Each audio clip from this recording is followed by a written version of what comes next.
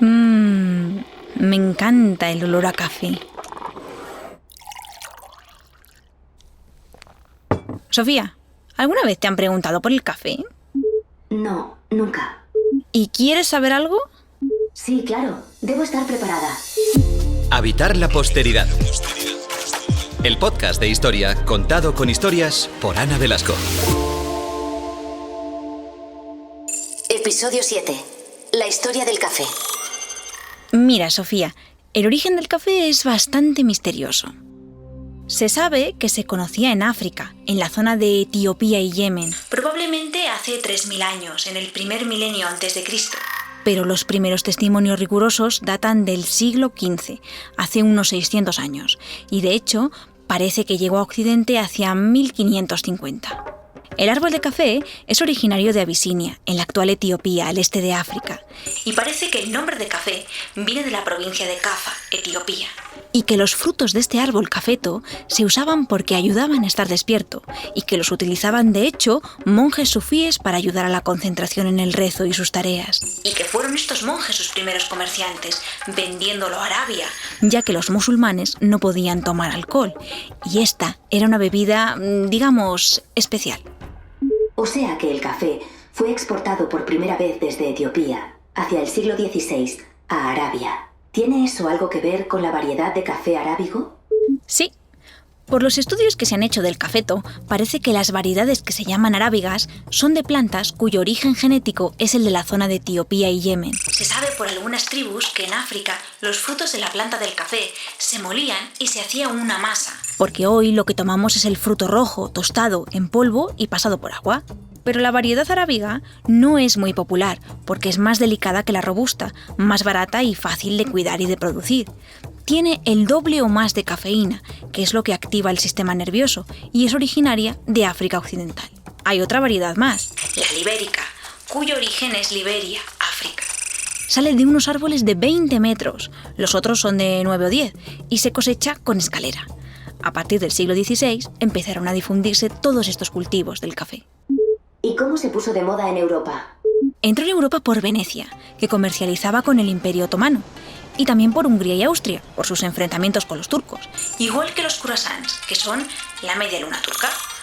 Además, en Malta, los prisioneros turcos hacían café a los occidentales para conseguir algo de dinero, y se sabe que lo mezclaban con azúcar, que en la primera descripción de la bebida de café no aparece.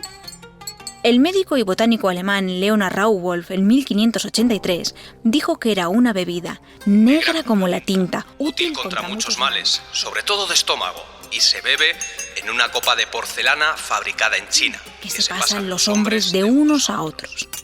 También decía que se hacía con agua y con otros frutos, pienso yo que quizá para endulzar su sabor. Por todo esto, porque el café debía prepararse cuidadosamente, era un producto de lujo y se tomaba en una vajilla de lujo.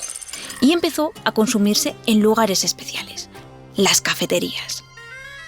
La primera se inauguró en 1475 en Constantinopla y en ella se reunían los intelectuales porque podían debatir sobrios. La primera europea se abrió en Venecia en 1645. Ana, hablamos del café en los siglos XVI y XVII, la época dorada de España en América. Y hoy los países cafeteros están precisamente ahí. Colombia, Brasil. ¿Cómo llegó el café a América? El café lo llevan los europeos, pero los grandes difusores fueron los holandeses, que empezaron a cultivar las plantas en sus colonias de Asia y en América, en Surinam. Los protestantes lo vieron mejor que el tabaco y fue muy consumido. Y la religión fue muy importante en América. Piensa en los peregrinos protestantes. Así que la Compañía Holandesa de las Indias Orientales, que controlaba el comercio mundial, lo difundió. Pero aparte de los holandeses, podría parecer que fueron los españoles o los portugueses los que lo llevaron a América. Pero fueron los franceses en sus colonias del Caribe. Y en los productores míticos de café, Brasil o incluso Cuba, el café se desarrolló sobre todo más tarde, en el siglo XIX. En sus inicios era propio de hombres. ¿Y cuándo empezaron a tomarlo las mujeres? Las mujeres hacían su vida en las casas. Hasta el siglo XIX, bien avanzado, no empiezan a salir a las calles por ocio. Por ejemplo, a comprar en grandes almacenes, donde se les instalan restaurantes para ellas. Y es hacia 1900 cuando empieza a haber más trabajadoras que toman el estimulante café como los hombres. Pero en el 18 y sobre todo en el 19, los cafés fueron espacios masculinos. Cuenta Galdós que los cafés tenían su propio ideario o su tipo de clientela, porque eran foco de conspiraciones y tertulias. Y en el episodio nacional La España Trágica describe uno típico así. En las mesas rebullían grupos de ociosos, tumbantes, fumantes, embriagados por el espíritu y el vaho de ideales risueños. El local era típico. Columnas de madera sostenían el ahumado techo y estaban el mostrador, el cafetero, los mozos, el echador, las mesas, el gato, el servicio y la jorobadita vendedora de cerillas y periódicos.